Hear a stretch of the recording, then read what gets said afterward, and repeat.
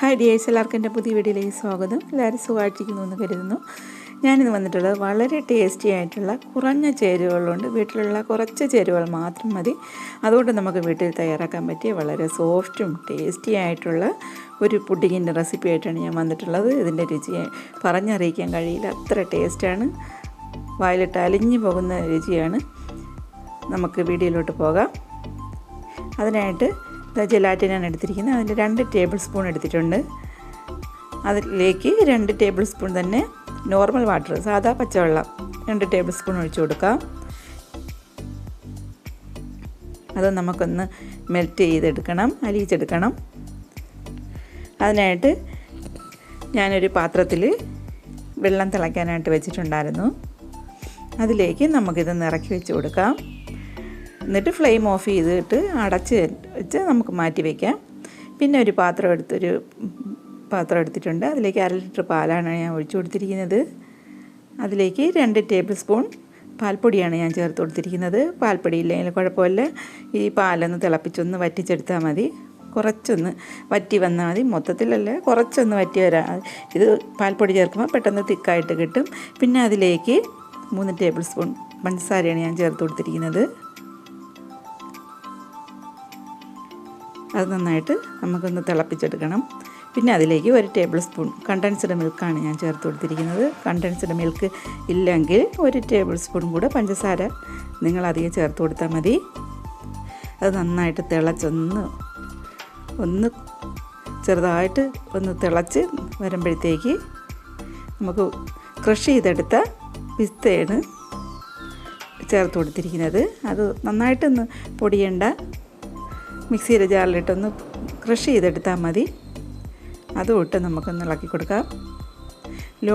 Medium to law ഫ്ലെയിമിലിട്ട് വേണം നമുക്കിത് പാല് തിളപ്പിച്ചെടുക്കാനുള്ളത്.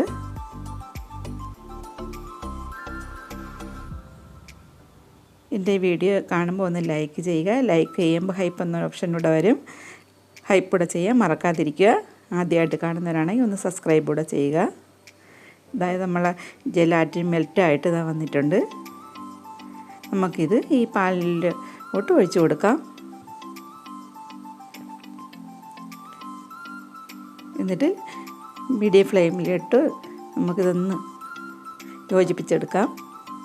നമുക്ക് പെട്ടെന്ന് തന്നെ തയ്യാറാക്കാൻ പറ്റിയ ഒരു പുഡിങ്ങാണിത്. ടേസ്റ്റി ആണെങ്കിൽ നല്ല സൂപ്പർ ടേസ്റ്റാണ് ഇതിന്. എന്തായാലും ഒന്ന് ഉണ്ടാക്കി നോക്കുക.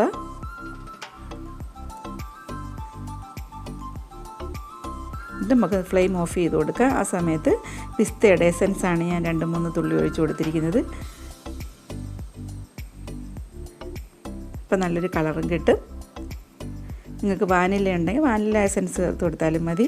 ഇത് പിസ്തയുടെ ഒരു കളറും കിട്ടും. നമ്മൾ പിസ്തയെല്ലാം ചേർത്ത് കൊടുത്തിരിക്കുന്നത് കൊണ്ടാണ് ഇത് ചേർത്തത്.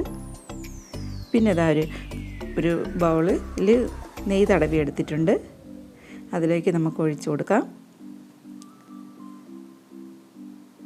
എന്നിട്ട് ഒന്ന് തണുക്കാനായിട്ട് വെച്ചേക്കുക. തണുത്തതിന് ശേഷം തണുത്ത് വരുമ്പോഴത്തേക്ക് നമ്മളിത് പിസ്തയും ഇത് ഗ്രേറ്റ് ചെയ്തെടുത്തേണ്. അതൊന്നിട്ടൊന്ന് ഡെക്കറേറ്റ് ചെയ്തെടുക്കാം. അതിലേക്ക് കുറച്ച് ടൂട്ടി ഫ്രൂട്ടിയും കൂടെ, നിങ്ങൾക്ക് ചെറിയാണെങ്കിൽ അത് കട്ട് ചെയ്തിട്ട് കൊടുത്താലും മതി. ഞാൻ കുറച്ച് ടൂട്ടി ഫ്രൂട്ടി ഇവിടെ ഉണ്ടായിരുന്നു, അതാണ് ഞാൻ ഇട്ട് കൊടുത്തിരിക്കുന്നത്. ഉണ്ടെങ്കിൽ ഇട്ട് കൊടുത്താൽ മതി. അല്ലാതെ ഇതൊന്നും ഇല്ലെങ്കിൽ തന്നെയും കട്ട് ചെയ്ത് കഴിക്കാൻ നല്ല ടേസ്റ്റാണ്. വെള്ളമൊന്നും ഇട്ട് കൊടുത്തില്ലെങ്കിലും കുഴപ്പമില്ല, നല്ല ടേസ്റ്റാണ് ഇതിന്. പിന്നെ ഒരു ക്ലീൻ റാപ്പ് വെച്ച് കവർ ചെയ്ത് നമുക്കിത് ഫ്രിഡ്ജിലോട്ട് ഒരു 2-3 മണിക്കൂർ ഒന്ന് സെറ്റ് ചെയ്യാനായിട്ട്, തണുക്കാനായിട്ട് വയ്ക്കണം. അതിന് ശേഷം എടുത്തിട്ടുള്ളതിനത്.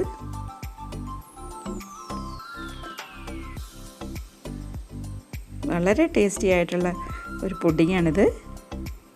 നമുക്ക് കുറഞ്ഞ ചേരുവ വെച്ച് തന്നെ നമുക്കിത് വീട്ടിൽ തയ്യാറാക്കി എടുക്കാൻ പറ്റും. വളരെ ടേസ്റ്റാണിത്. നിങ്ങൾ എന്തായാലും ഒന്ന് ട്രൈ ചെയ്ത് നോക്കുക. നിങ്ങളുടെ അഭിപ്രായം കമൻ്റായിട്ട് രേഖപ്പെടുത്തുക. കണ്ടില്ലേ, സോഫ്റ്റ് ആയിട്ടുള്ള നല്ല വായിലിട്ട് അലിഞ്ഞു പോകുന്ന അതേ ടേസ്റ്റുള്ള പുഡിങ്ങാണിത്.